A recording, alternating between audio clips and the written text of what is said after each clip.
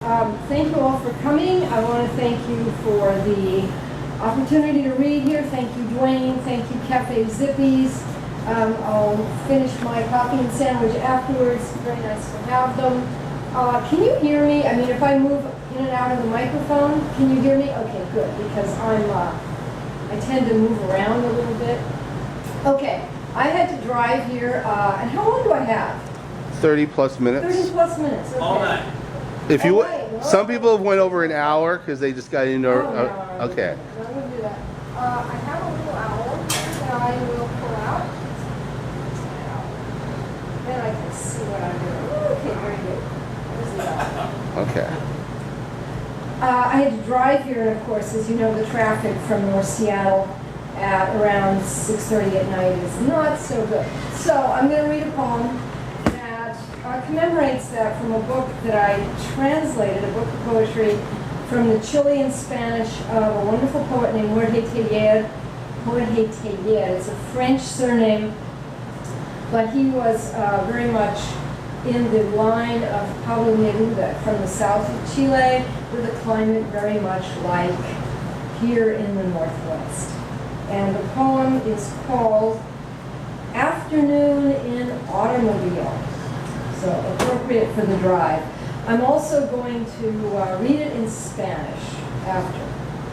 Afternoon in Automobile, for my brother Ivan.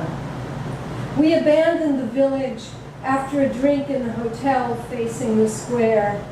We choose the oldest road. We drive slowly past untilled fields, trees disfigured by the rasp of fire. We go into an abandoned orchard to look for wild apples.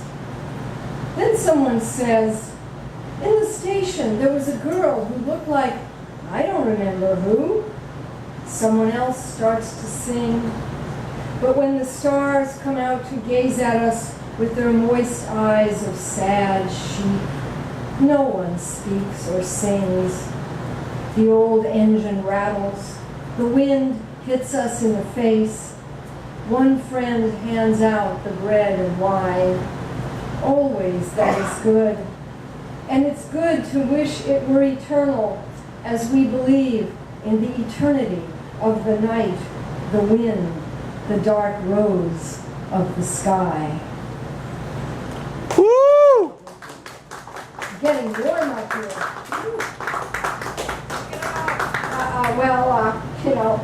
Gradually, right?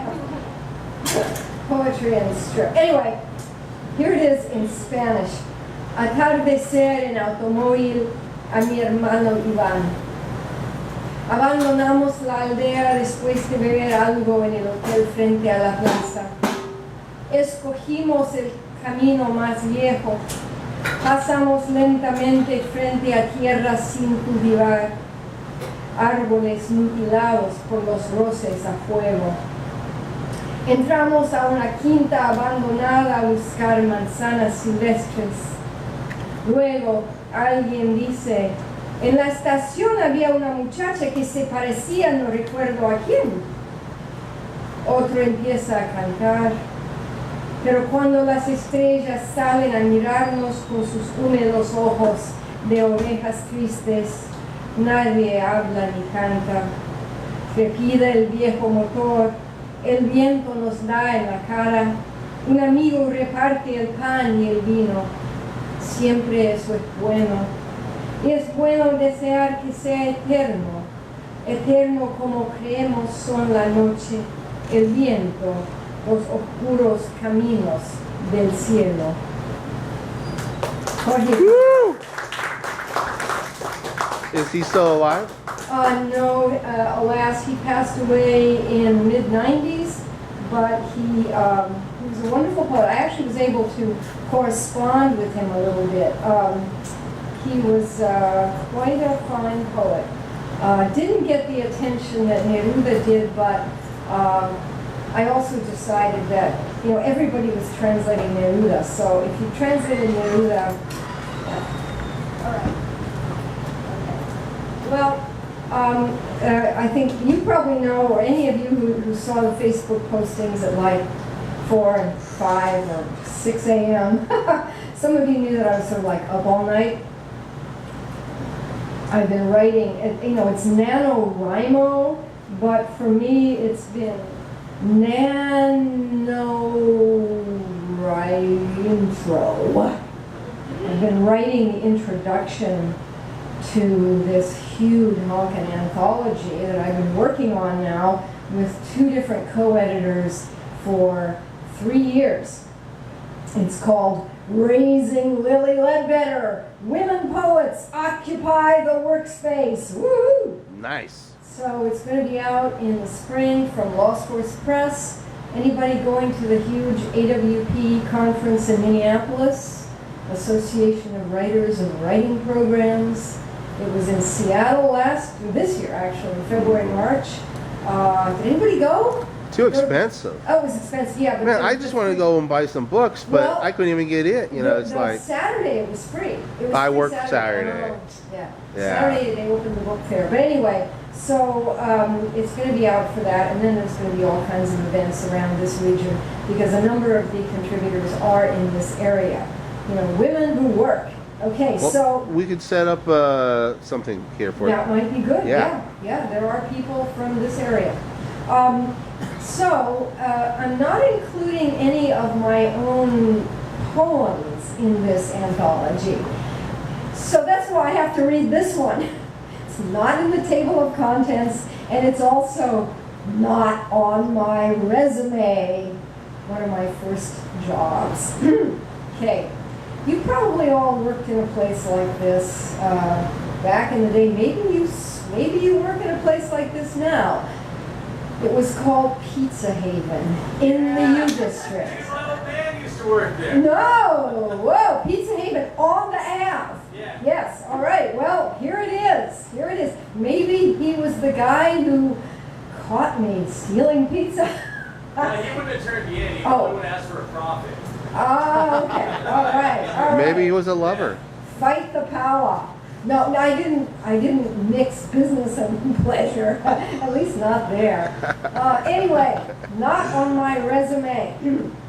I quit. I meant to tell the manager, Lurleen, as soon as I ducked into Pizza Haven that Friday afternoon to collect my final paycheck. A day off from my first shit job at 17. Tail between my 2 thick legs, I slunk into the air-conditioned cigarette smoke chill. Skin damp, cheese and pepperoni, a greasy, feisty haze. Pizza hell, I called the place.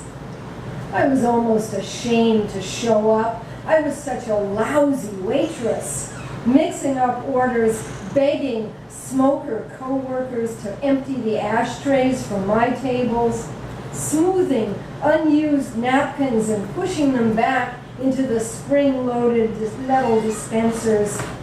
I slowed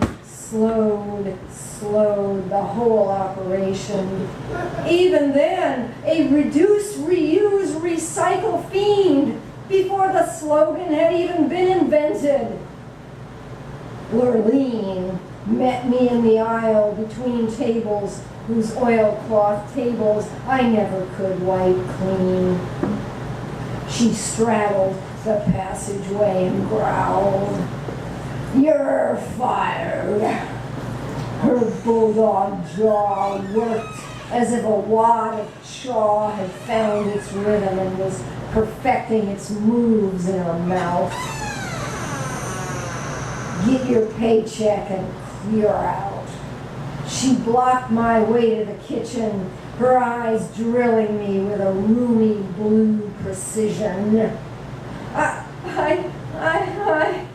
stammered, as I had when frat jocks slapped my derriere and each other's backs, then stubbed out their Marlboros in uneaten slices of perfectly good pizza I could have wrapped up and taken home on the sly. It would only have been thrown away. As I'd stammered when Dirk, the afternoon cashier, had caught me at the end of my shift, sliding uneaten slices wrapped in wax paper into my handbag.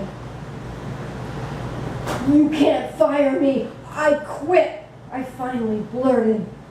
Butler Lean had already stumped back to the server's station to stack the plastic garlic bread baskets and yell at the new girl to wipe down the red and white tablecloths, almost as checkered as my resume in all the decades since that day. Yeah.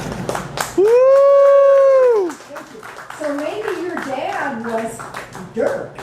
Of course, No. change the name to, basically protect the guilty. If it was really Mark, it might have been. Well, I don't remember. I just had to invent a name. Dirk sounded good.